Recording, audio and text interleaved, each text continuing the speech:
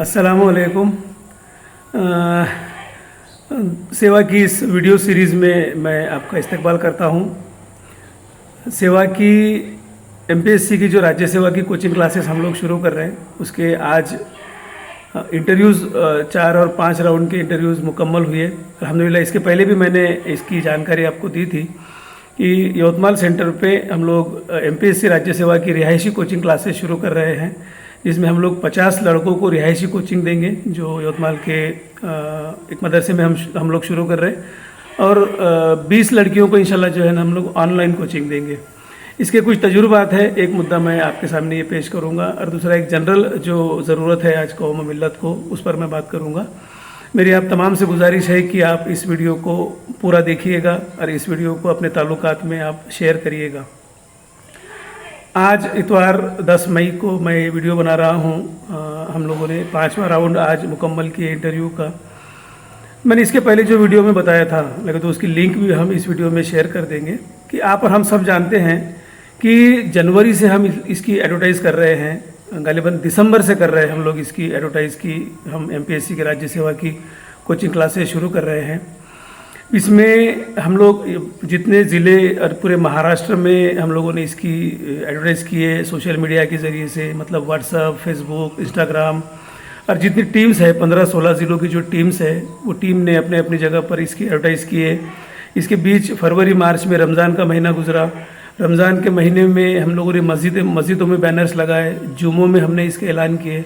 लेकिन जैसा मैंने इसके पहले वीडियो में बताया था कि उसके बावजूद भी जो पार्टिसिपेशन, जो एप्लीकेशंस हमको इसमें मिलना था उतनी नहीं मिली। और ये कोई ताज्जुब की बात नहीं है, क्योंकि इस तरफ हमारा रुझान नहीं है। ये कौम के तमाम जिम्मेदारों को समझना पड़ेगा कि सरकारी नौकरियां, एमपीएससी, यूपीएससी, इसमें बहुत मिनिमम बच्चे हमारे जो है ना वो सोचते हैं, जो ट्रैक रिकॉर्ड बताता है कि 2%, 1.5% से ज़्यादा हमारे बच्चे इन एग्ज़ाम्स में पार्टिसिपेट नहीं करते।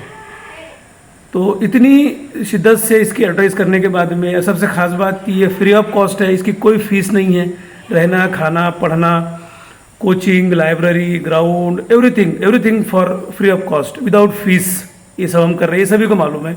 उसके बावजूद भी इसके जो ख़रीदार है वो हमारे पास में नहीं है, और हम सोच रहे हैं कि हमको पता नहीं चल रहा है कि हमारे बच्चे जो है ना वो सिस्टम में क्यों नहीं है, ये वजह है उसकी।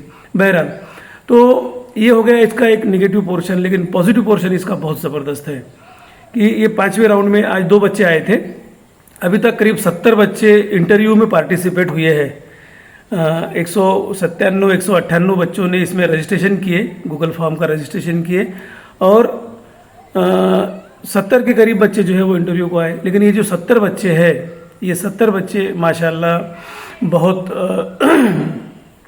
क्या बोलेंगे उसको, कि ये उम्मीद है इनमें, ये चाहते हैं, इनमें जुस्तजू है, इनमें हंगर है, इनमें ख्वाहिश है। बावजूद इसके कि इनकी जो घर की हालत है, एजुकेशनल हालत भी जो है वो बहुत वीक है, और फाइनेंशियल तो बहुत ख़राब है। तो ये बच्चे जो है वो पहुँचे हैं, और इंशाल्लाह जो अब जून से हम लोग इसकी कोचिंग क्लासेस शुरू करेंगे। कौम में कितनी ज़्यादा ज़रूरत है आपकी और हमारी काम करने की, वो मैं इस 2 एक्सपीरियंस से जो है ना आपको बताता हूँ। कल एक बच्ची आई थी जो एमएससी है, एमएससी इसका जो है ना अभी ये लास्ट ईयर शुरू है।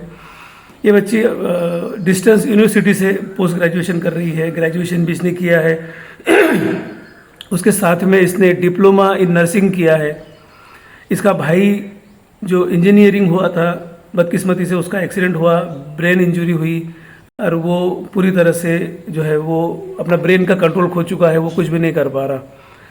इस बेटी को 25-26 साल की उम्र में, और पिछले 4-5 साल से इसको पूरी घर की जिम्मेदारी इसके कंधों पर है। ये नर्सिंग की नौकरी करके पूरा घर चला रही है, और चाह रही है कि मुझे एमपीएससी करके अफसर बनना है, मुझे गैजेटेड पोस्ट हासिल करना है, और बोल रही है कि अगर मुझे इसके अलावा और भी अगर 2-3 साल भी लगते हैं तो मैं इंशाल्लाह मैं करूँगी। मैं घर की जिम्मेदारी जो नर्सिंग की नौकरी करके 15-16 हज़ार रुपये कमा रही हूँ वो भी कंटिन्यू करूँगी, कि तो वो मेरी ज़रूरत है आज की, वो आज की मेरी ज़रूरत है, मुझे वो करना ही है, उसके सिवा मेरे घर में कोई इलाज और कोई चारा नहीं है। दूसरी तरफ मेरी ख्वाहिश है और उसकी काबिलियत भी है, उसकी मेहनत करने की तैयारी भी है। उसको ज़रूरत है कौम के सहारे की। दूसरी तरफ एक बच्चा जो आज आया था, ये बच्चा भी एमएससी फाइनल ईयर को है, लेकिन कोई दिशा, कोई गाइडेंस, कोई कुछ नहीं है। इसके वालिद एक मस्जिद में मौज़्ज़िन हैं, और आप और हम अपने कौम की हालत जानते हैं कि एक मौज़्ज़िन की क्या तनख्वाह है और वो किस तरह अपने घर की जिम्मेदारियों को पूरी कर सकते हैं। उनके पास में ना गाइडेंस है, उनके पास में ना तरबियत है, ना उनके पास में कोई उम्मीद है। बस ये बच्चा चल रहा है, चल रहा है, चल रहा है। मेरे अजीज़ साथियों, ऐसे कितने बच्चे हैं इस कौम में, अगर इनको सही तरबियत और इनको सही रहनुमाई अगर मिलती है तो यही बच्चे हैं जो कल इनकलाब का सबब बनेंगे।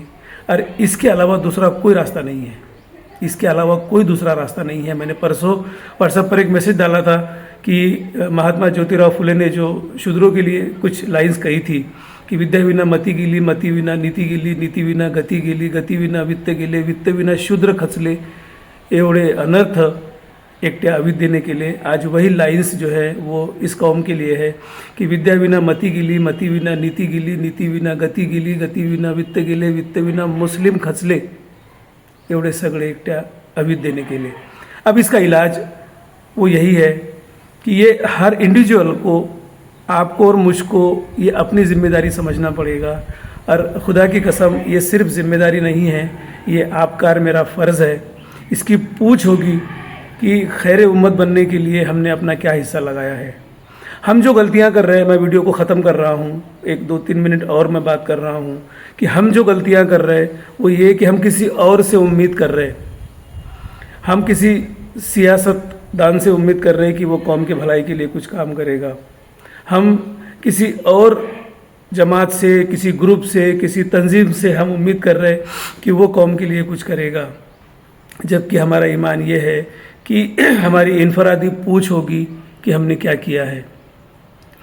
और पॉजिटिव बात, उम्मीद की बात यह है, और एक बात बता रहा हूँ मैं आपको कि अभी 2026 महाराष्ट्र पुलिस की रिक्रूटमेंट शुरू है। यवतमाल सेंटर से अभी तक जो रिज़ल्ट आए हैं, 13 बच्चे इस साल फरवरी, मार्च, अप्रैल की जो रिक्रूटमेंट हुई है और जो अप्रैल के बाद से जो रिज़ल्ट आना शुरू हुई है, 13 बच्चे अभी तक जो है वो पुलिस SRPF में लग चुके हैं। और ये ऐसे बच्चे हैं कि जब यहाँ पर आए थे, इनका जो एजुकेशनल मियार है, इनका जो फिज़िकल मियार है, वो कुछ भी नहीं था। और हमें उम्मीद है कि 15 से 20 बच्चे और लगेंगे इंशाल्लाह। पॉजिटिव बात यह है कि अगर हम देते हैं उनको, अगर हम उनकी सही रहनुमाई करते हैं, अगर हम उनकी सही तरबियत करते हैं, और जो असबाब उनको चाहिए, उनको सही कोचिंग चाहिए, उनको अच्छा खाना चाहिए, उनको क्लाइमेट चाहिए, उनको उम्मीद दिलाने वाला चाहिए, उनको हाथ पकड़कर, उंगली पकड़कर उनको आगे बढ़ाने वाला चाहिए, उनके फेल्यूअर्स पे उनके साथ खड़े होने वाला चाहिए, उनका हौसला बढ़ाने वाला चाहिए, यही बच्चे हैं जो रिज़ल्ट देते हैं। और यकीन जानिए कि यही बच्चे हैं, सिर्फ पूरे कौम में यही बच्चे हैं। मैं यवतमाल सेंटर की बात नहीं कर रहा, मैं पूरे कौम की बात कर रहा कि यही बच्चे हैं जिनको अगर सहारा दिया गया तो यही बच्चे हैं जो इनकलाब का सबब बनेंगे, जो पूरे समाज की, पूरे देश की खिदमत करने वाले बनेंगे। इसके अलावा और कोई रास्ता नहीं है। हम सब जानते हैं, बावजूद इसके हम कुछ नहीं करते।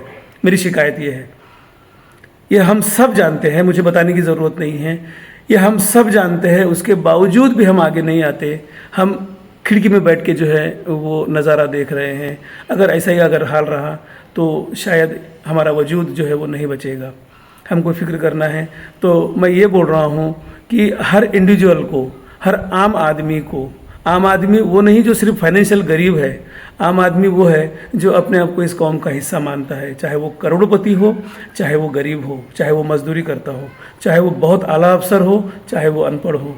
वो आम आदमी नहीं है जो बहुत आला अफसर तो है लेकिन वो अपनी ही शेखी बगारने में लगा हुआ है। वो आम आदमी नहीं है जो बहुत अमीर तो है, उसके पास में करोड़ों रुपए तो है, लेकिन उसके पास में जो है ना वो खर्च करने का जज्बा नहीं है, दिल नहीं है। वो आम आदमी नहीं है।